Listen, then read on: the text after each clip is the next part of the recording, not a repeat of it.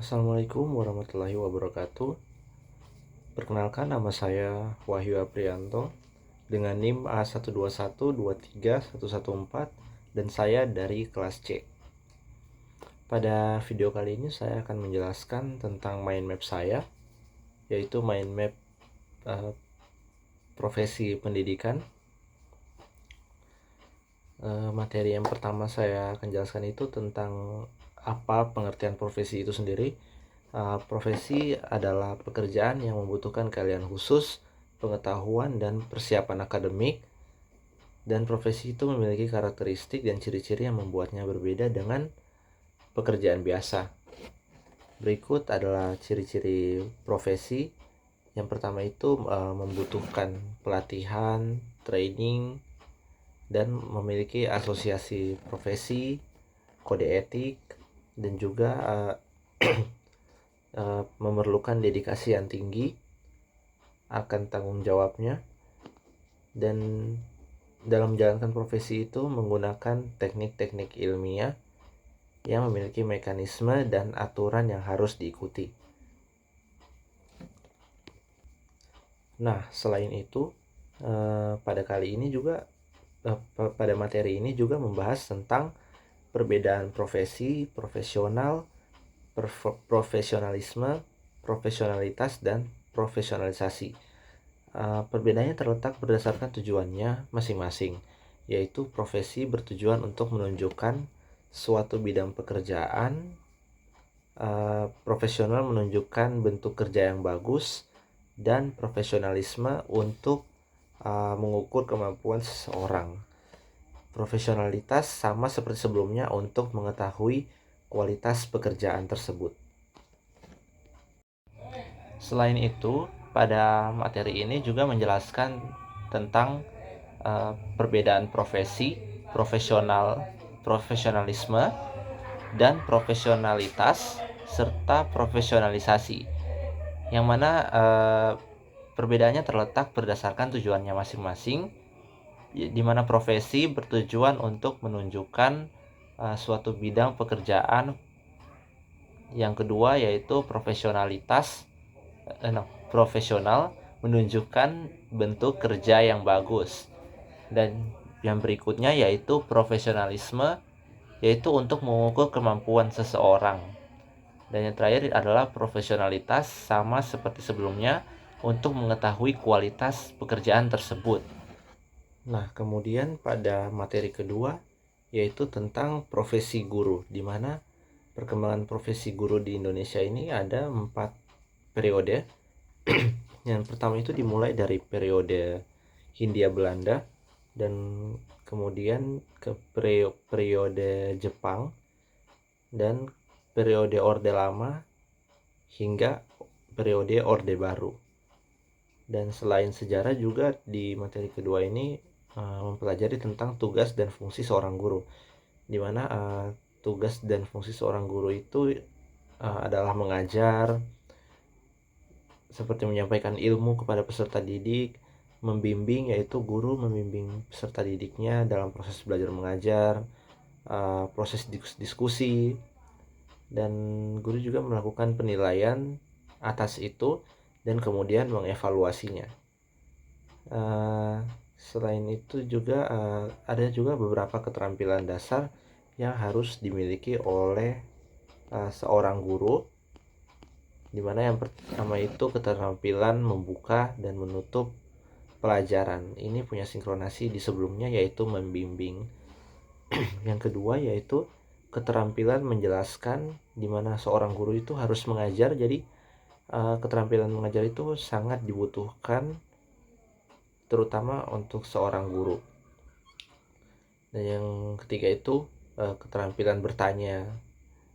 Keterampilan bertanya di sini gunanya untuk merangsang siswa agar lebih berpikir kritis. Oke, selanjutnya tentang materi ketiga yaitu komponen sistem pendidikan guru profesional.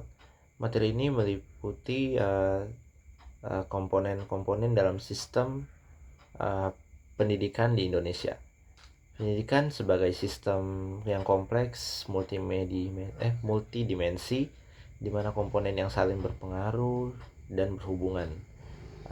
Juga pendidikan merupakan suatu sistem yang diharapkan mencapai tujuan.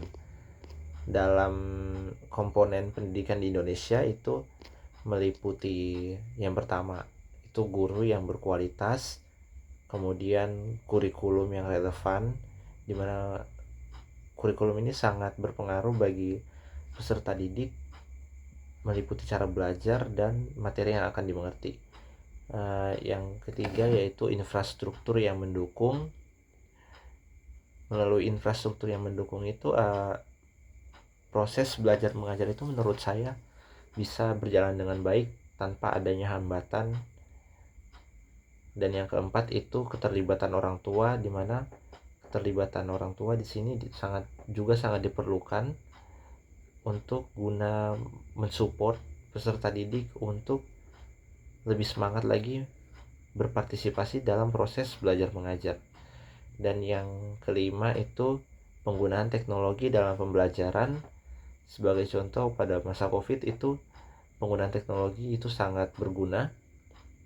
Walaupun kita tidak bertemu secara tatap muka, itu kegiatan belajar mengajar itu dapat selalu dilakukan walaupun melalui beberapa platform online seperti Zoom, Google Meet, dan sebagainya. Selain komponen dalam sistem pendidikan di Indonesia, pada materi ini juga mencakup komponen dalam sistem profesi guru, di mana komponen ini meliputi kompetensi-kompetensi yang harus dimiliki oleh seorang guru, yaitu kompetensi profesional, di mana guru itu harus bisa mendalami ilmu yang dia berikan, mendalaminya secara luas sehingga dia bisa memberikan lebih kepada peserta didik. Dan yang berikutnya itu ada kompetensi pedagogik, yaitu pedagogik ini di sini adalah kompetensi atau kemampuan guru dalam memahami peserta didik, melakukan perancangan dan pelaksanaan pembelajaran, dan juga melakukan pengembangan peserta didik dan hasil evaluasi belajar peserta didik. Kemudian ada juga kompetensi sosial, di mana kompetensi ini sangat dibutuhkan dan juga harus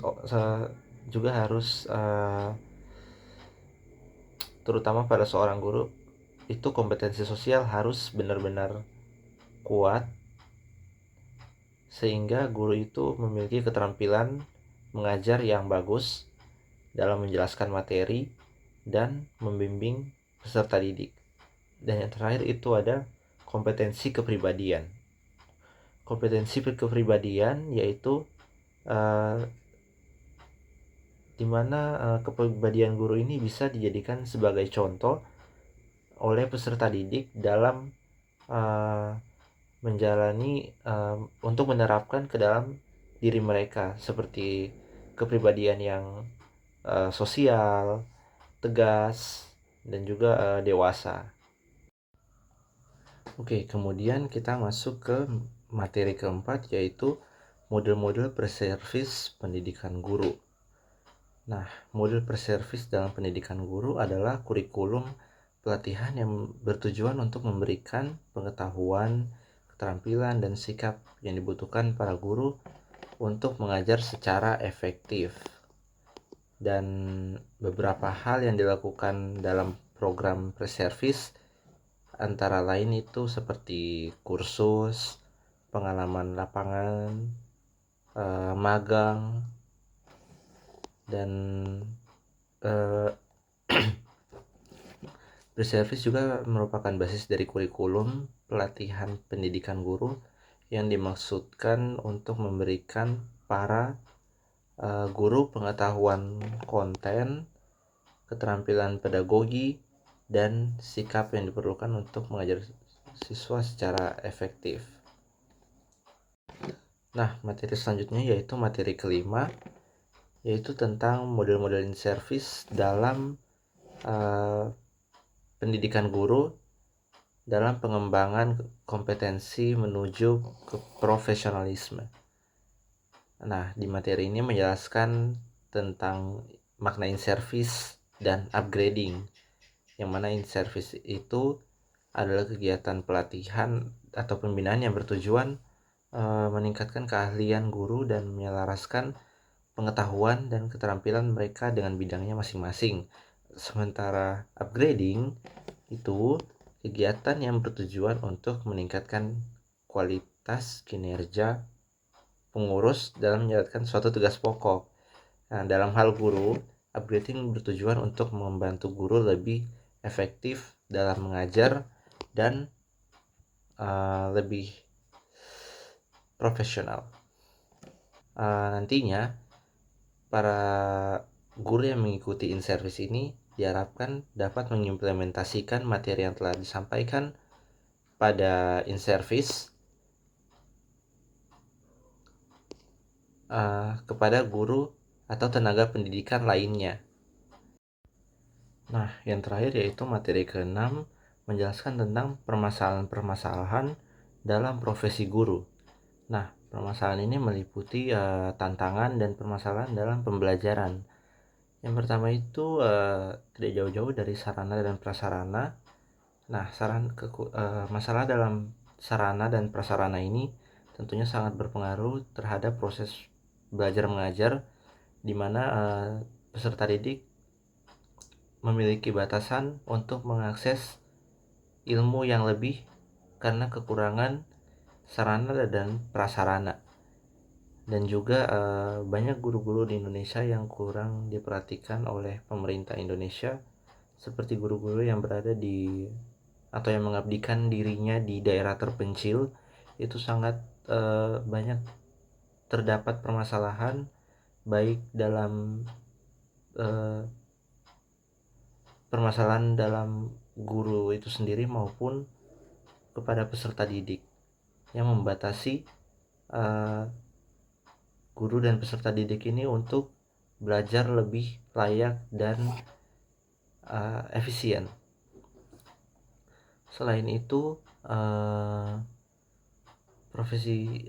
pada materi ini juga menjelaskan tentang penting dan sulitnya program pendidikan guru. Profesi guru juga penting karena guru merupakan pilar penting dalam sistem pendidikan. Guru membimbing, mendidik, dan menginspirasi siswa. Guru juga berkontribusi langsung terhadap kemajuan suatu bangsa.